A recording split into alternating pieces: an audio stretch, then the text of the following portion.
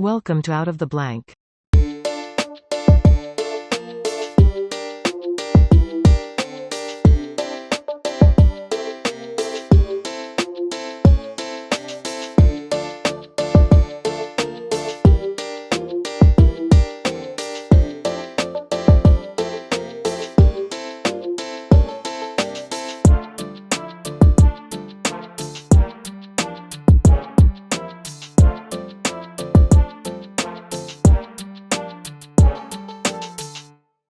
Welcome to another episode of Out of the Blank podcast here with Matt. Matt, it's a pleasure to have you on the show. Can you please introduce yourself to everyone out there listening?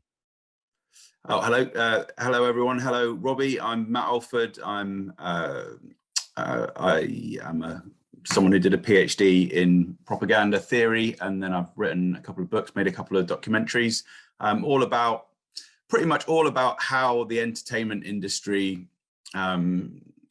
relates to the CIA, the Department of Defense, and how how the Hollywood film industry is therefore controlled to some extent by those organizations. I live in Bath in Britain, and I'm pleased to be here with you today. Can you take me to the beginning of when you started to, or at least what you found as the earliest, I guess, marks of the entertainment industry being owned by kind of like the CIA? The beginning of it was, well, I'll tell you what was known by the general public and indeed by researchers when I first started. It was very, very little. It was known that the cartoon version of Animal Farm by George Orwell had been, the rights to that had been bought up by the CIA in the early 50s. But, that wasn't very important. It's just like one film. And, that was just rumors as well. It wasn't substantiated with really good, proper research until about 2007. We were vaguely aware that the CIA had been involved in supporting 1984 by George Orwell, again, a film from the 1950s that, not very many people of this generation at all will have even seen. And in terms of, so that was basically the role that we knew that the CIA had played in the entertainment industry, basically nothing for over half a century. But this was, that's not accurate at all. It's just that it's all covered up. And the Department of Defense, it was clear that the Department of Defense, if you really went through the kind of dusty, academic, very dry material, you could perhaps have found at the beginning of of the 21st century that the Department of Defense had been involved in sort of maybe 300 films. Even the actual figure for that wasn't out. You'd have had to have gone through an index somewhere in a book by someone called Lawrence Seward. So it was kind of, that was kind of there. So there were these tiny little threads that eventually me and a small number of other people in our group pulled on, and then a whole load of other things came out. And the upshot of it is that actually there are several thousand products that have been affected. And when I say products, I mean TV shows, computer games, movies. There are several thousand of those that have been controlled under contract, the script, by mainly the Department of Defense, but also the CIA, and also the FBI, and various police departments as well, the LAPD and so on. And if you add all that up, it probably comes to 5 figures. So my research and our group's research over the past 15, 20 years has been really quite eye-opening in terms of the scale at which the American government, and particularly the most securitized and militarized elements of the American government, has been able to control, dictate, direct, choose, censor a whole range of entertainment scripts at the highest level, the most popular films and TV shows, ever. And that was going on throughout the 20th century and was hardly known. And then it was not terribly well known in the 21st century either, but it's something that we've brought to light.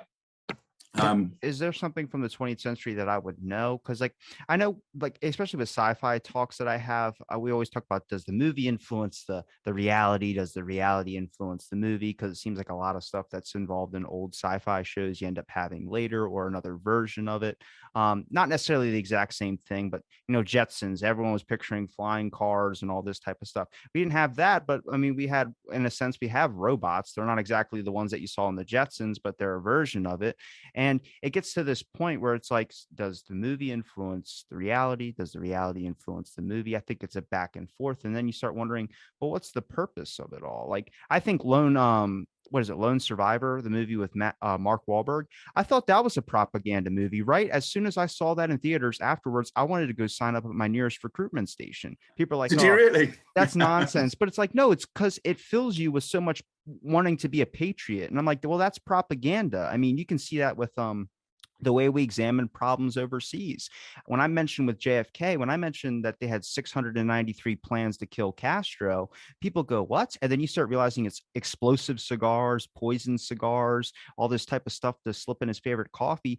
We kind of nod our head and accept it because it's overseas. But the way that we hear about Castro is Castro's this ruthless dictator, and he's, killing millions and doing all this.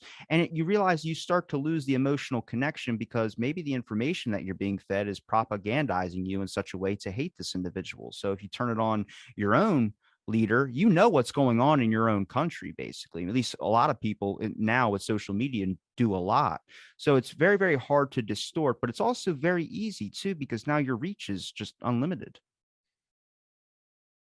What the reach of the American government, Of or the social reach of media. individuals on social media? Yeah, absolutely. I mean, that has changed things. I think in terms of the media and the entertainment media over the last, say, 20 years, it is a bit different now.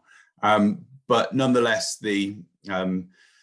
just because people can, just because individuals can make their own content, doesn't mean that that those central organizations, the government and the major companies, the sort of big six companies, or however many it is now, doesn't mean that they aren't able to still dominate the entertainment industry.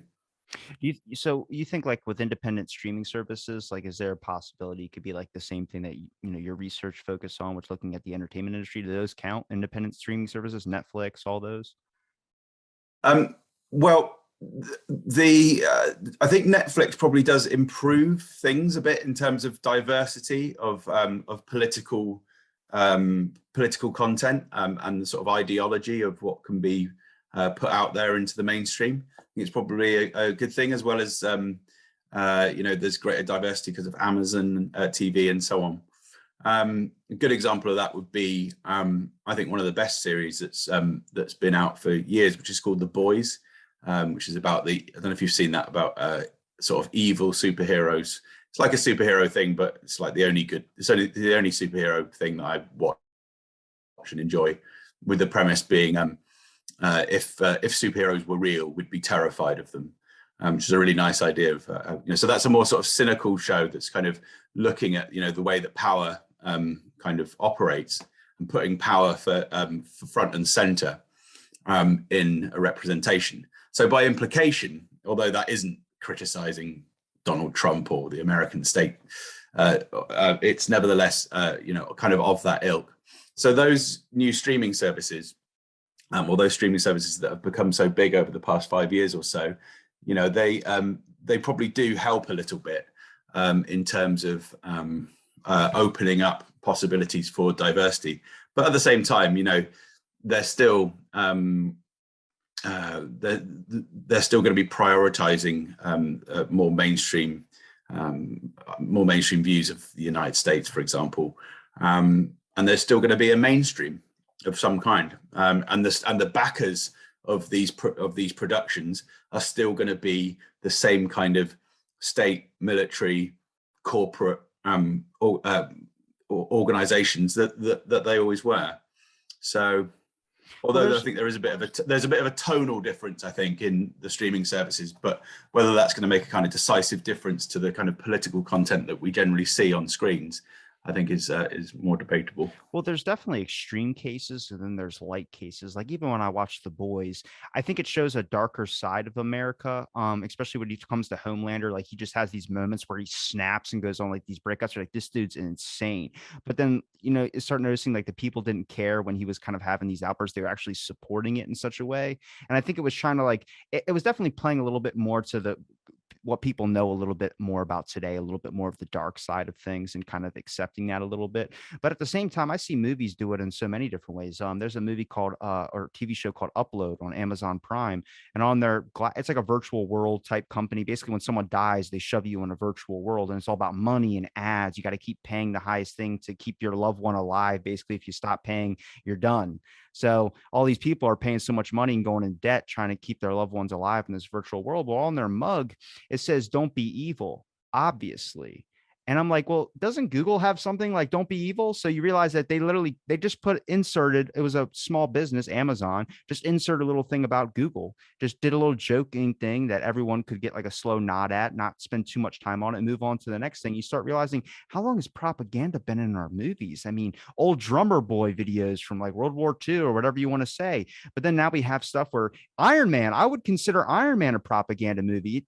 The very first one where he gets captured, I mean, it's already starting to show you like, hey, we need strong military or we need strong government robots or inventions to basically stop this type of situation from happening. And it did. I mean, I was a kid when I saw it, but from what I remember, it did show me that like, yeah, we do produce a lot of weaponry that someone could just get a hold of easily. Yeah, I mean, both those examples that you've given, Robbie, already, and obviously we didn't plan this discussion in advance, but Lone Survivor and Iron Man both had full cooperation from the Department of Defense. Damn, I knew that, and that means that they were contracted in to have, they had an official agreement for those productions to go ahead, which would have meant script rewrites. And we know quite a few of the script rewrites on both Iron Man and Lone Survivor. I mean, Iron Man as a concept began as a real pacifist figure, as someone who was opposed to the military-industrial complex. But by the time that they'd gone through various iterations of the script, there's kind of this sort of whiff of him being a kind of anti-war figure, but he's not at all really. He's going around using this heavy weaponry, high-tech weaponry, to kill Afghani terrorists. And similarly with Lone Survivor, I mean, the whole point of that book by, what was he called? Cottrell, was he called? Which I did read Marcus a couple of years ago. Yeah. I mean, the whole point of that book was that, there was a very kind of aggressive, sort of angry, quite racist figure who's the main character. And he, who's sort of daydreaming and throughout much of it, thinking, well, we probably should just kill all these people and be done with it. And then for the film, obviously, the Department of Defense don't want that kind of image. They want a more heroic image. So instead of having him sort of thinking about bumping off these Afghani villagers who they've caught, they have them having this decision made by the leader of the squad they've got out there to say, we're going to let this guy, we're going to let these Afghanis go and do the right thing and all that. So they've completely rinsed out any of the moral ambiguity of that script, and they completely shifted Iron Man ideologically on its head into being something that was very much pro the use of American weapons of war. But that's just two examples. And also I think perhaps one other thing I'd just clarify as well is my position on things, and I don't think anyone in our group is saying that Hollywood or the whole entertainment system is awful or irredeemably militaristic or exclusively militaristic. That's not what we're saying. We're just saying that there is this very big organization which has been just completely ignored in the academic literature until very, very recently. And that's the Department of Defense, the Entertainment Liaison Office in the Department of Defense, basically the PR people from there. And then there are similar offices in the CIA. And then to a lesser extent, but still a very significant extent, in other big securitized organizations like the Feds and LAPD and NYPD and to some extent even the NSA, and they are all and Homeland Security, and that they are all exerting a really surprising influence over the entertainment industry. It's not just those two films. It just happened to be that you mentioned those two, so I'm referring to them. But it's across a lot of TV shows as well, for example, and including on the most innocuous shows that you can imagine, including on things like quiz shows like The Price is Right and Cake Boss and stuff like that. Just all basically whenever there is a military person on the television, or even when there's a dog from the military, do you know what I mean? A sniffer dog or whatever, or whenever there's the military insignia, or even a tiny little thing like that, or a contestant that's on a game show, then that's cleared by the military. So and then it often leads to other to other kind of representations that need to be cleared by those organizations. Or I can't remember exactly which show it was now, but there's a lot of examples of cookery shows where the CIA has been involved or the Department of Defense has been involved, and they love cookery shows because it's just nice, and so they can have military service people in uniform turning up with cakes somewhere. And it's suddenly, it's nothing to do with death. It's certainly nothing to do with the endemic problems within, of serving in very difficult conditions around the world. And so they can associate themselves with things like cakes. And that's why sometimes on shows like that, you have like novelty cakes that are in the shape of a tank or something like that. So in our documentary that came out earlier this year called Theatres of War, how the Pentagon and CIA took over Hollywood. That's you see all these images from all of these different shows, and that's. Well, I got a couple of questions. When we say take over Hollywood, do you mean like it was just like we're going to give you a lot of money to make the films you want to make, and then eventually it just became that? Like, I know people always talk about like a struggling artist. Like, it is hard for some people to get like a movie made. It's why we turned to independent streaming services. And obviously there's the big corporations like Disney and all that as well too.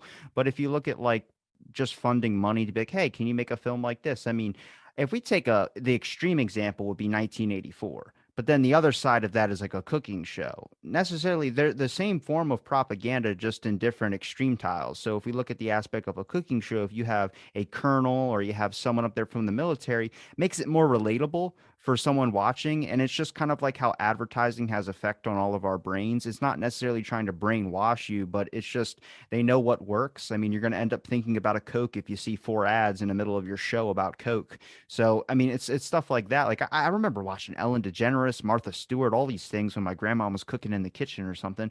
And I'd be like, there's always like this military person. Made me think about the military. I was like 7 or 6. I was like, oh, one day I'm going to be old enough I can join the military and go fight like my grandpa did. Something like that. And then you got the extreme examples where people think that they're being mind controlled by programs and stuff. And that just, when you said that 1984 was a movie that was funded by, the CIA or something, I start going, but it's the complete opposite of what they would want unless they were trying to control the thing. I mean, I'm not trying to get super, super conspiracy, but the whole point of 1984 is this idea of like overall grand reset and this type of talks that always trend on Twitter with the word. So I get to this point of like, why would the CIA fund something like that? Like, what would be the motive behind that? I don't think the CIA and Department of Defense don't really fund much, if anything. I mean, it may happen, and it may be that there's just documentation that we've not been able to pick up yet. And it did happen in terms of them buying the rights to Animal Farm, which is the other George Orwell book. But that was a fairly unusual example, at least according to any of the documentation that we have. But what they do is just they support them. They support those productions and provide logistical support. And the Department of Defense in particular provides aircraft carriers. So whenever you see an aircraft carrier on a film, that's definitely a military supported production. Wait, Battleship. Yes. So Battleship was full cooperation from the Department of Defense, which will have meant that they had full rights to rewrite the script in any way that they wanted. And it's the same with other things like helicopters, and large groups of soldiers as well, so that they can use those as extras. Tanks, all these kind of examples of these are bargaining chips that the Department of Defense has, so that they can say, you should have a contract with us, and part of that contract is you will basically do what we want you to do politically in the script. And one of the things that's in the small print is do not oppose the interests of the American government. So that basically means that they've got a lock on the content of an awful lot of American entertainment. Based on the documents that you have, like, did you see any peak where it started going up more than usual and then it started dropping off? Because I'm trying to remember like all the movies I saw when I was a kid, and I couldn't tell you how many times the dad was like a Coast Guard guy, was wearing like a white suit with the giant white hat. Or, I mean, Vin Diesel was in the pacifier. He was a secret Navy SEAL guy. And then I never questioned any of this. I just thought this was like, oh, it's the times. A lot of people's dads are in the military, so it's more relatable, I guess. But you start examining everything and you start realizing, even with war movies or war shows, like I remember seeing that documentary. It's way too long, but it's like 4 hours. It's Pearl Harbor. And the actors they have in there, I go, someone paid them a lot of money to be in this. This isn't something where they were just like, I'm going to sign up to be in a historical movie. No, because it makes you cry. It really pulls the heartstrings. And that's when you start realizing, like, when we say about dangerous propaganda, it's not I mean, it's good for morale if you're making a movie based on that, but can also go in the opposite way too, where, terrorists or something like that, it's fear as well too. And that kind of leads into the extreme example with 1984 or something like that. But I mean, it has me recounting all the movies I watched when I was a kid. I mean, Men Who Stared Goats was an interesting one as well too. That was a real government project about making psychological warriors. And I'm just like, but they made it so funny where nobody would even look into it or take it really seriously. Then when I ended up looking into it, I was like, oh my God, it's real. Yeah, that was obviously based on John Ronson's book, and he's a journalist. And then that was turned into I think it was turned into a documentary as well, wasn't it? And then turned into a fictional film afterwards. So maybe I'll just go back. I'll slightly just sort of backtrack a little bit to say that there are examples of where the dad might be in the military in a script, and it's nothing to do with the Department of Defense insisting on that. If anything, actually, they often try and demilitarize scripts, because if there's anything controversial in the script, they might say, well, we don't want that to be associated with that character. Can you please stop him from being a military person? That happened in the Hulk film, for example, where I thought you were going to say The Interview. I thought you were going to say The Interview. I was like, who let that go through? The Interview was another one the interview was supported by the CIA. I don't think the Department of Defense itself was involved in the interview, but the CIA was involved in the interview, as were other people from the State Department in that product. And indeed, with the interview, they used that actually in the real world as well, rather than it just being a representation of North Korea. They actually put that movie onto little thumb drives, and then took those thumb drives on little helium balloons by the DMZ, the demilitarized zone between North and South Korea, and flicked them off into North Korea in an attempt, in the hope that North Korean dissidents would watch those films and be inspired to overthrow their leader. So there are examples of where it's actually where these representations are actually applied for use within warfare. But that doesn't mean that everything is necessarily initiated by the Department of Defense or the CIA or anyone. There is always going to be a culture which is to some extent, pro-military. There are military people within the United States, within the culture. So that is going to come out in scripts. And there are indeed examples of what you might consider to be very propagandistic, very kind of pro-military or pro-nationalist militarist violence that have actually not been supported by the Department of Defense. They're not that common, a good example of that would be the Clint Eastwood film American Sniper. And they didn't want to support that film because it was too extreme. Because you've got this Chris Kyle character who's going around, who's a very controversial figure, who brags about killing hundreds of Iraqi civilians / militants, whoever's characterizing them, and considering himself to be, the shepherd looking after his flock by killing a bunch of wolves. Basically someone who's got many of the appearances of being a psychopath. And so the Department of Defense did not want to be involved in that production. So they had to use other means. And there also are other films, which may even be about the military, which do quite brilliantly avoid having to have support from the Department of Defense or indeed CIA. Good examples of that would be Oliver Stone's movies like Platoon and Born on the 4th of July. And Heaven and Earth, all set in Vietnam. Well, his new JFK documentary is what even got and me his new interested. JFK, obviously JFK was not supported by the Department of Defense. Jim Gino was on here. He's actually helping me make a little film about JFK as well too. But brilliant, yeah. I'd really like to, please let me keep tabs on that. I want you actually in it. I have a small part that you could definitely play. We'll talk off air about it. But when it comes to, because I want to expose real documents and just put comedy in it so people can have some comedy, then like a couple minutes of condensed information that can relate to things, just to get people to question things. But the reason why JFK was never picked up in the States and actually was funded by the UK, and then it was eventually picked up by Showtime, was because nothing that goes against the narrative. And that goes back to an old document that I have. It's 1095-360.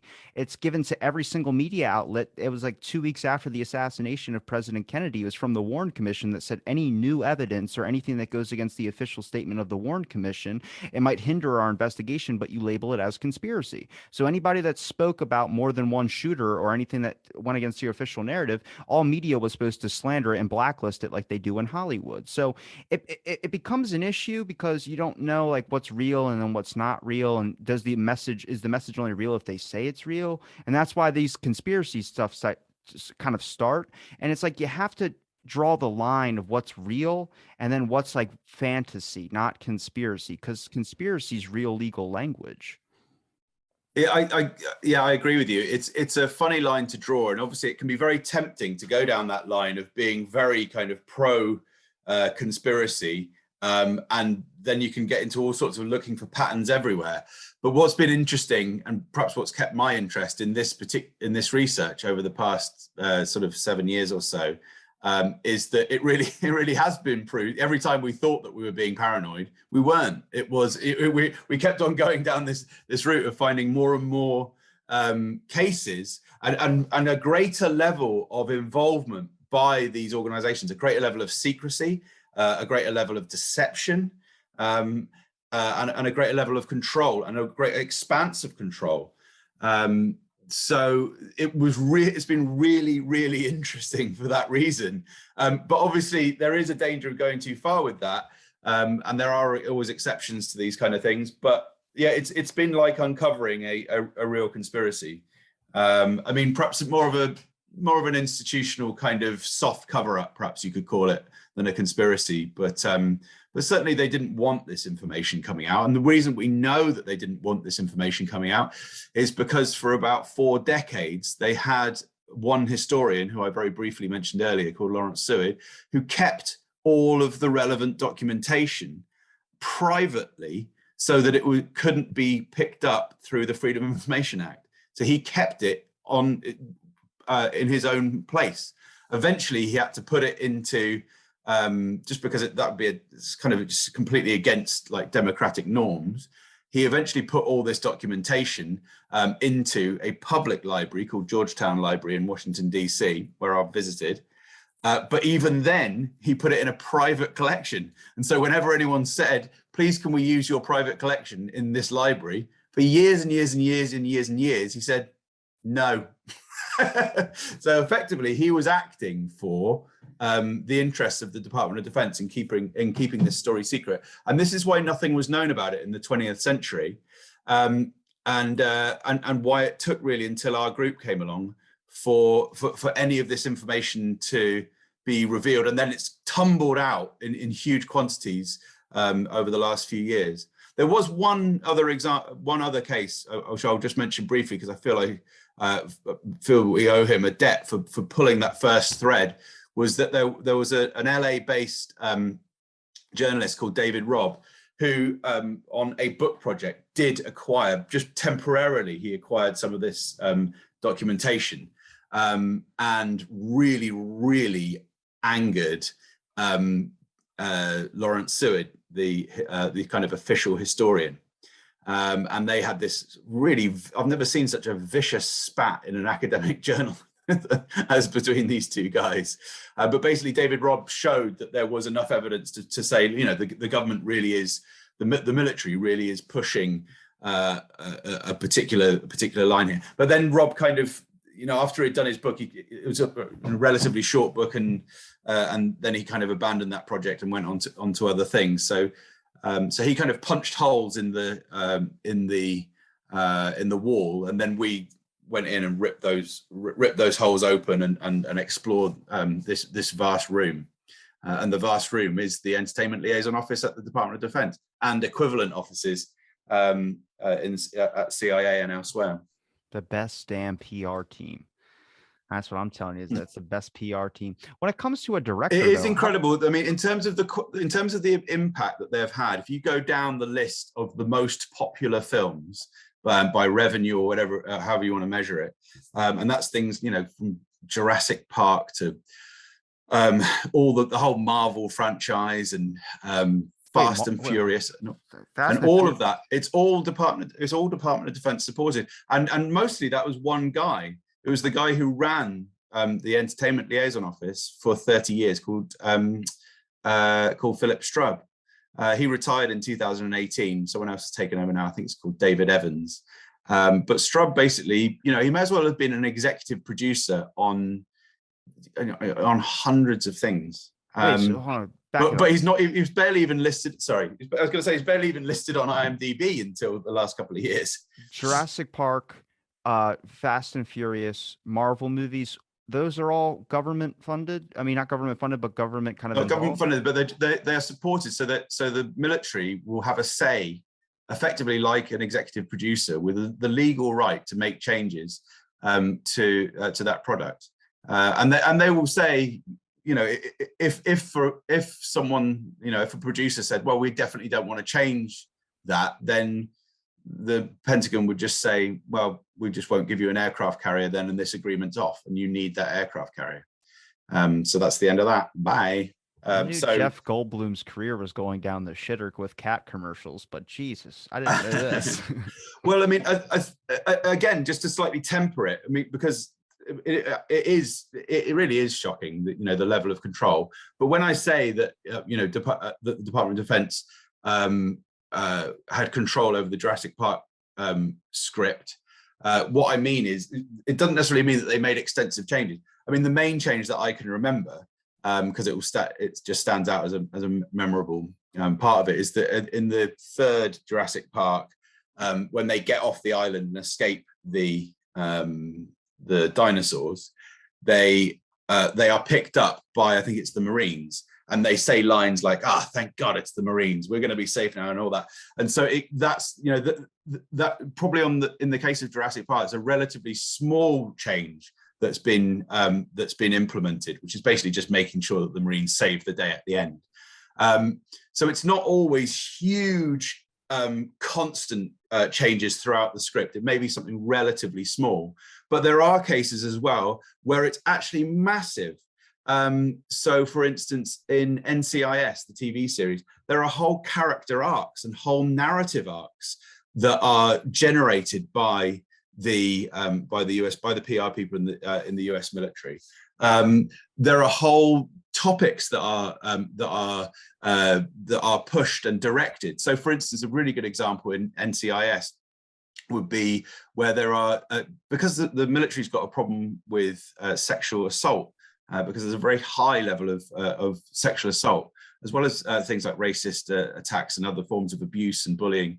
And so they had an episode in that in which the whole episode is the person who's been assaulted, the woman, doesn't want to tell her superiors that she's been assaulted, but the superiors are so amazingly good, because it's been written like this, the superiors are so amazingly good that they find the truth even though the woman didn't want to say anything about it, and then they bring justice, etc., etc., etc. So it's kind of a complete inversion, really, of what often happens in cases of institutional abuse, which is that, you know, typically the more powerful players will cover it up or underplay it. So that whole episode was done like that, but that's done repeatedly on all sorts of different topics. Things like all the way up to things like nuclear weapons policy, for example. So in the Godzilla films, that's been really interesting how the military's worked with those increasingly over the last few years. You know, whenever they've done the different remakes, and I think it was the final one. Was it the 2014 one or maybe the 2018 one? I can't remember which. But there's a monologue in that where they talk about in the original script, they talk about the power of the nuclear bomb and its effect on Hiroshima in Japan. And the military said, no, we don't like that, because that's just associating us with nuking somewhere. And so they just made a new speech about like man's inhumanity to man, or man versus nature or something. So basically, whenever there is anything in any script that might be in any way considered to be controversial or kind of spiky or needly, they will cut that. But in addition to that, they are also very commonly, not all the time, but as a common practice as well, they are also pushing whole sort of storylines as well. And they do that quite actively. They go out to places like Comic-Con and these kind of conferences. And they're a big presence within Hollywood. I think my fucking movie experience is over because I just realized Zodiac Killer is one of these movies. It's all about. I haven't actually seen that one, so I don't know. Well, in Zodiac Killer, it's a documentary, the film on Netflix. It's really, really good. I think it's the only Zodiac killer film out there, but it's entirely based on trying to find this killer. But it's also like independent cartoonist that starts doing stuff, but also the detective work that's in the police force that's involved. And I start thinking this is entirely just having people solidify their respect for the police force as well too. I mean, you can say a small change could be like, thank God the Marines are here. To me, that's a big impact, though, because without that line, nobody's going to leave the movie theater. It's usually the ending is usually what gets people to remember when they walk out of the theater. Yeah, I agree with you. In fact, the ending of Terminator 4, I think, was probably a real nadir of my cinema going experience, because they end it in a very similar way, saying, you know, however evil these machines will be, who have always been these totalitarian things for the first three Terminator installments, but you know, they basically say, you know, whatever happens, you know, the military will always save the day and be there to protect us. And that's what they want. You know, that's the message that they want to put, and that's why, like you say, it's often the ending of the film.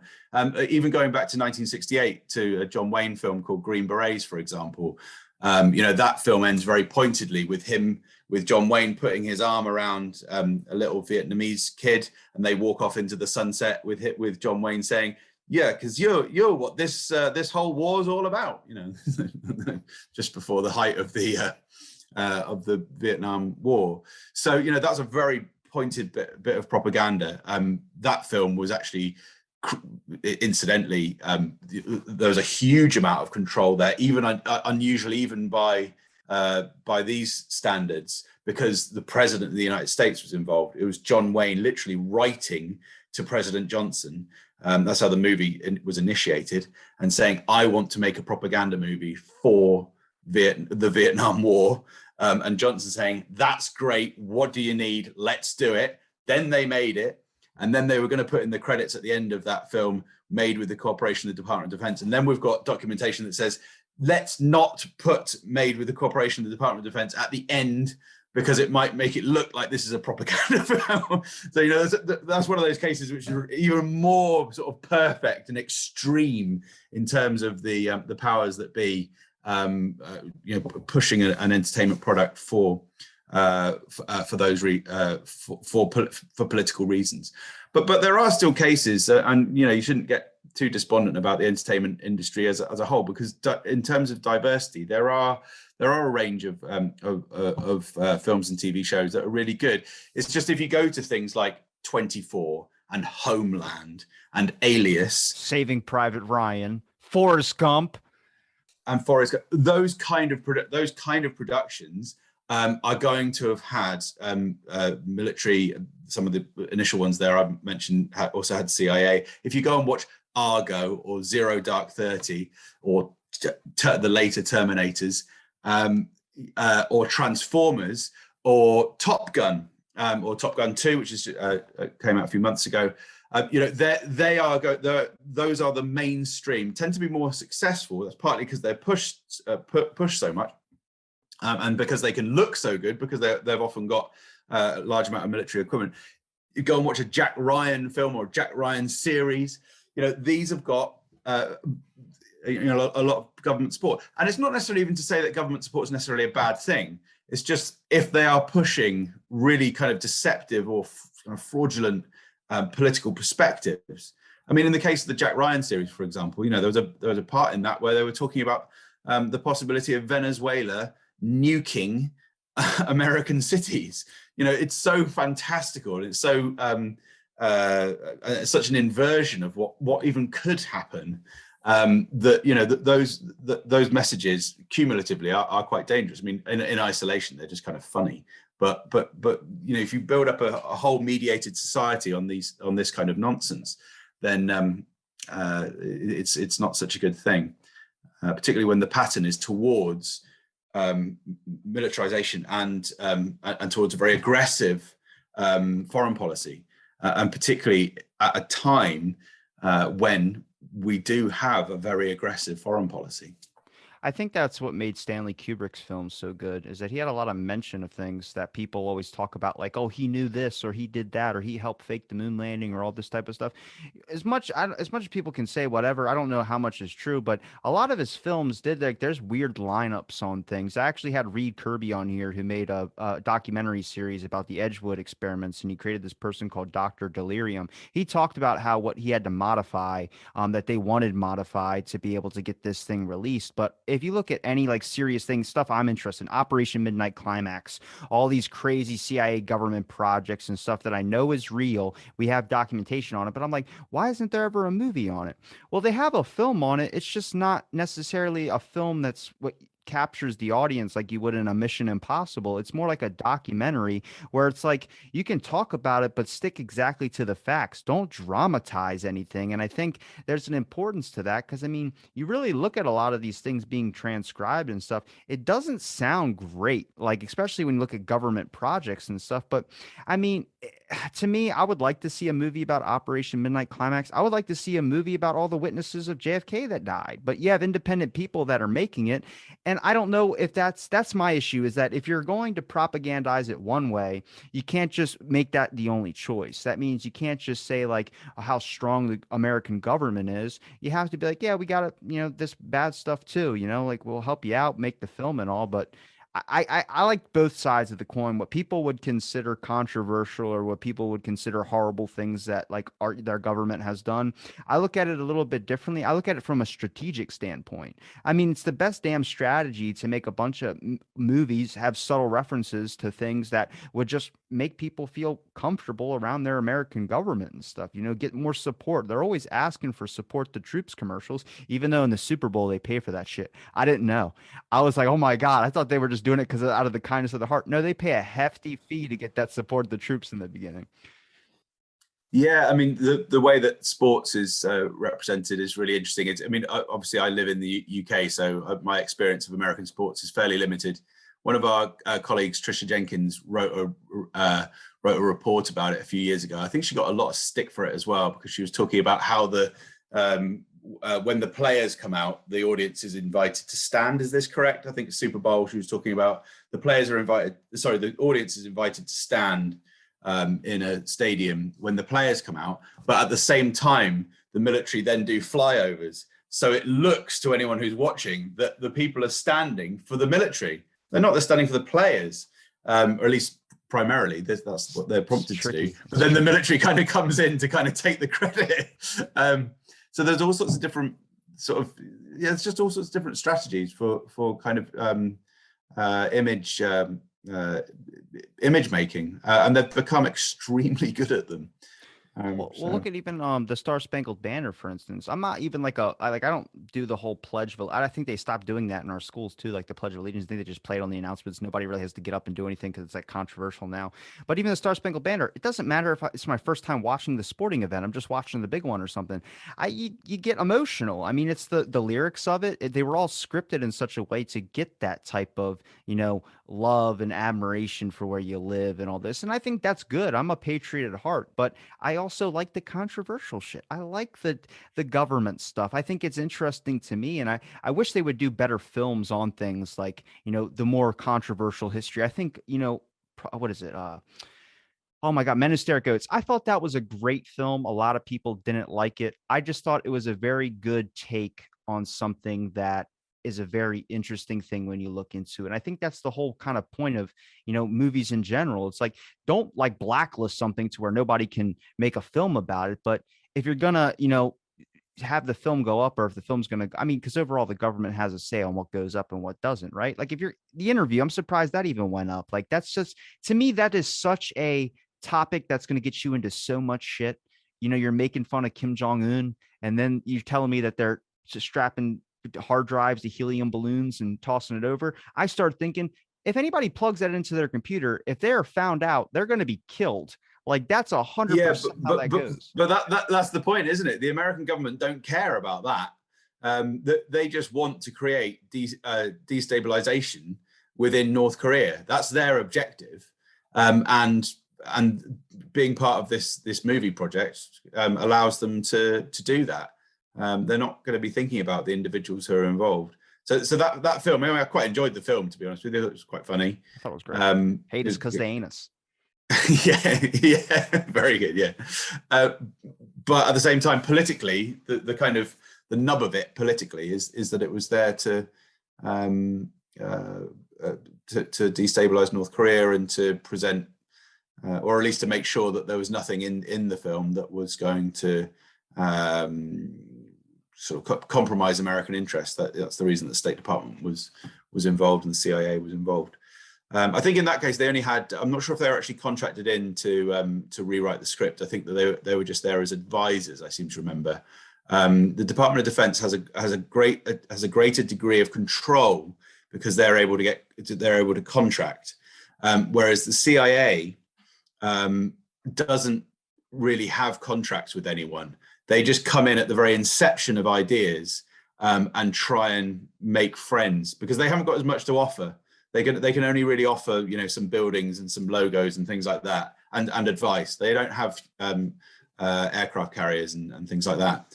So the CIA tends to do things a little bit more quietly and a bit more secretively and a bit more subtly when they make these changes. They also haven't done as many things.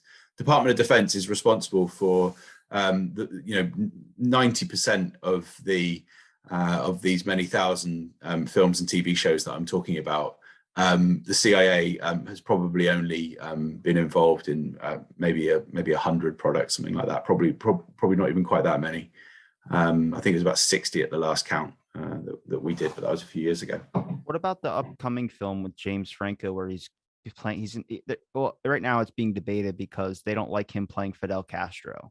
And I haven't even seen a trailer to it, but I'm already thinking like they're making a Fidel Castro movie where I start going, how freaking, is this going to be one-sided on things as well too? And I'm not saying I'm a pro Castro guy at all, but I've gotten a different perspective also looking through a lot of the government documents that the CIA did, Operation Mongoose, all these things where secret agents were writing their perspectives on dealings with Castro. I mean, at this point, they were just like, toss anything up in the air. I think Howard Hunt has the best interview ever.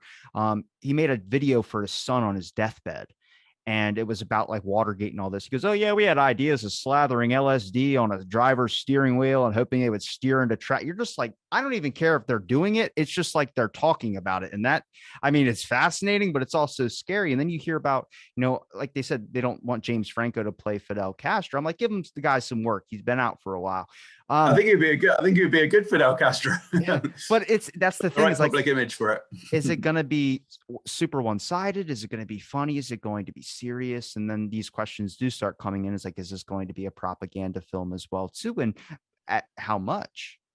I think that will all depend on, first of all, the extent to which it is a mainstream studio production. Secondly, the extent to which the military and or CIA are involved in making it. I mean, if the CIA is involved in making it, and DOD, it will be terrible. It won't even be watchable. But I imagine that perhaps in this case, they won't do that.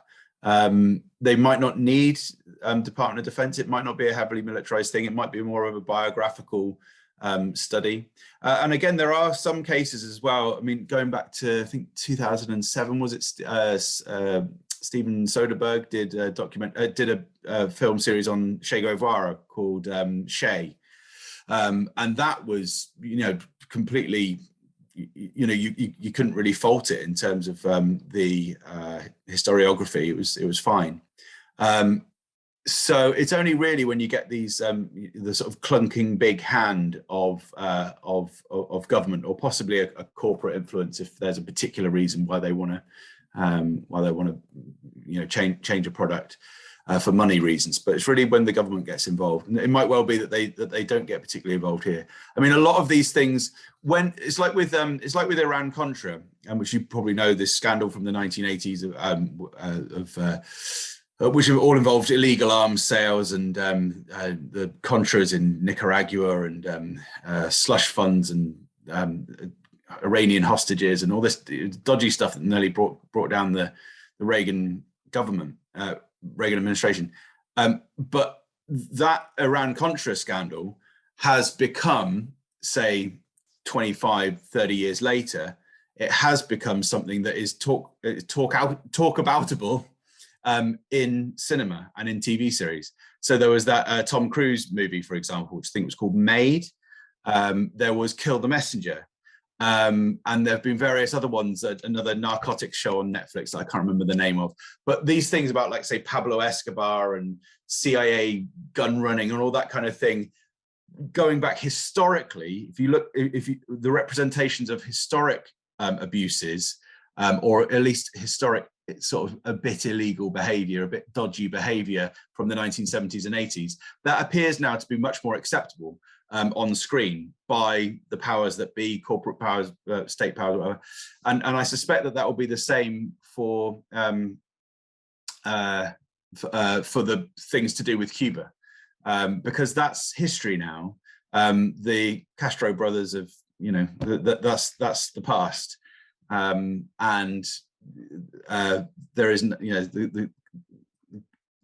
Cuba is not such a live issue anymore as it was in the 60s and 70s in particular.